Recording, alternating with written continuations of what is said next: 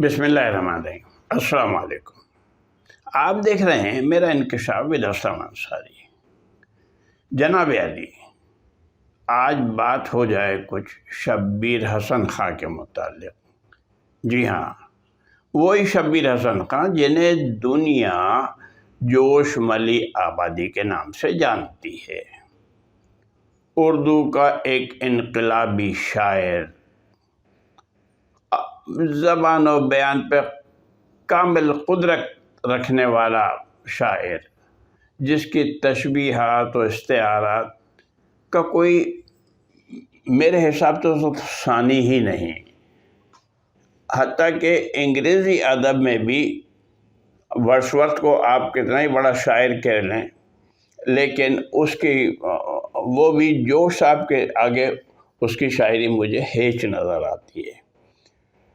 تو جوش صاحب کے متعلق تو آپ لوگ بہت کچھ ویسے بھی جانتے ہوں گے، اور پھر یادوں کی بارات میں انہوں نے اپنے متعلق بہت کچھ بتایا ہے کہ کس طریقے سے جب وہ ہندوستان سے پاکستان آ رہے تھے تو لوگوں نے، ہندوستان کے کتنے بڑے بڑے لوگوں نے انہیں مشورہ دیا کہ پاکستان نہ جاؤ، لیکن وہ پاکستان آ گئے، اور یہاں پر آنے کے بعد وہ جن حالات کا شکار ہوئے اس کا بھی ذکر جوش صاحب نے یادوں کی بارات میں کیا ہے۔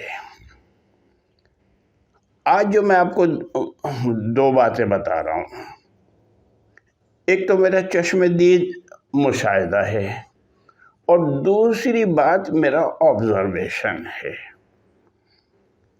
چشم دید مشاہدہ یہ ہے کہ 1963 کی بات ہے، جب میں اسلامیہ کالج میں بی ایس سی کا اسٹوڈنٹ تھا، تو ایک دن پریکٹیکل کے بعد جو کہ 3 بجے کے قریب ختم ہوتا تھا، میں بس اسٹاپ کی طرف جا رہا تھا، شدید بھوک لگی ہوئی تھی، تو راستے میں ایک مونگ پھلی والا کھڑا ہوا تھا۔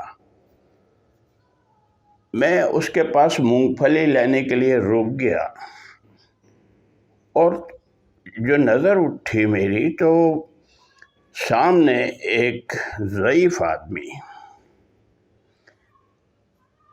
ادھیڑ عمر کا شخص، اپنی ایک چھوٹی سی بچی کا ہاتھ پکڑے ٹھیلے پہ وہ بھی کچھ لے رہا تھا۔ جب میں نے انہیں غور سے دیکھا تو پتہ چلا کہ یہ تو جوش صاحب ہیں۔ جوش صاحب پہ نظر پڑتے ہی مجھے ان کا شعر یاد آیا کہ کام ہے میرا تغیر، نام ہے میرا شباب، میرا نعرہ انقلاب و انقلاب و انقلاب۔ ظاہر ہے کہ جوش صاحب ایک بہت بڑے انقلابی شاعر تھے، اور ہندوستان میں جب وہ یہ سوشلزم و کمیونزم سے متاثر ہو رہے تھے شاعر، اور دوسری طرف کوئٹ انڈیا کی تحریک زوروں پہ چل رہی تھی، اور سیاست دانوں کے ساتھ ساتھ شاعر بھی اپنا اس میں رول ادا کر رہے تھے، تو اس وقت جوش صاحب کی گھن گرج دیکھنے کے قابل تھی۔ اور آج میں یہ دیکھ رہا تھا کہ اس وقت کے جوش صاحب ہیں وہ ایک ٹھیلے پہ کھڑے ہوئے مونگ پھلیاں خرید رہے ہیں، اور مالی مشکلات بھی ان کے چہرے سے عیاں ہو رہی تھیں۔ تو خیر یہ تو میرا ایک ذاتی وہ تھا۔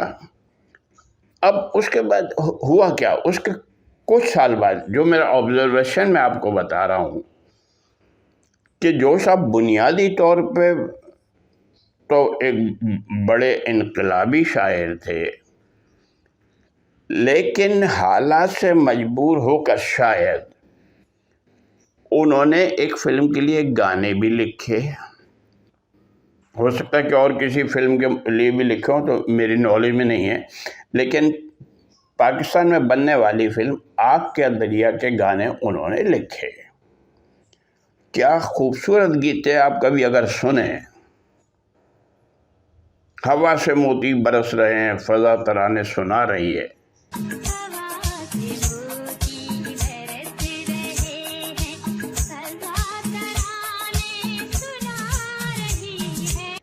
کیا شاعری ہے، حیا سے پنڈا دہک رہا ہے، پیالہ جیسے چھلک رہا ہے۔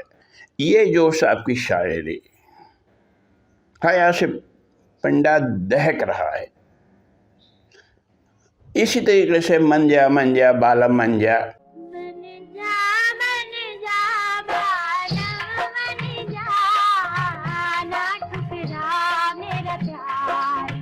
اور ایسے گانے تھے اس میں۔ لیکن ہوا کیا کہ یہ گانے ریڈیو پر ریلیز ہونے کے بعد تھوڑے دن بعد ہمارے ایک وزیر اطلاعات آ گئے، نوابزادہ شیر علی خان، جن کا رجحان ایک خاص اسلامی جماعت کی طرف تھا۔ اور چونکہ جوش صاحب یادوں کی بارات میں کچھ ایسے معترضہ جملے لکھ چکے تھے جو کہ ان کے لیے نوابزادہ شیر علی خان کے لیے قابل برداشت نہیں تھے۔ حالانکہ بعد میں جب میں نے دوسرا ورژن پڑھا یادوں کی بارات کا تو اس میں سے وہ جملے حذف ہو گئے تھے۔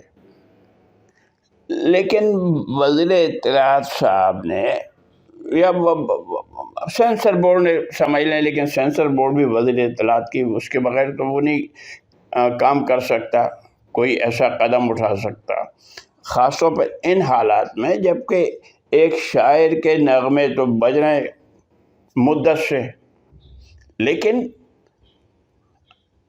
ایک وزیر اطلاعات کے آنے کے بعد ان نغموں پر پابندی لگ گئی۔ آپ ذرا خود سن کے دیکھیے گا کہ ان میں کیا فحاشی ہے، کیا لچر پن ہے، صاف ستھرے گیت، شاعری سے بھرپور، غنائیت سے بھرپور، لیکن ان پر پابندی لگا دی گئی۔ جبکہ آپ کو تو سنا ہوگا وہ نور جہاں کا گانا کہ تھوڑی پس گئی ہے تھوڑی پاٹ گئی ہے میری ویلدی قمیض، یا آسانی جانا بلودے کر، ٹکٹ کٹاؤ لینڈ بناؤ، یہ چیزیں ہمارے سینسر بورڈ کو نظر نہیں آتی ہیں۔ لیکن ایسے فلمی نغموں پر جن میں کہ کوئی لچر پن نہیں ہے، کچھ نہیں ہے، وہ صرف اسی لیے کہ معاملہ سیاسی آ جاتا ہے۔ تو خیر صاحب، آج تک کے لیے اتنا ہی۔ ویڈیو کو لائک اور سبسکرائب کرنے کا بہت بہت شکریہ۔ انشاءاللہ اگلے پروگرام میں پھر ایسے ہی کسی موضوع پہ بات ہوگی۔ جب تک کے لیے اللہ حافظ۔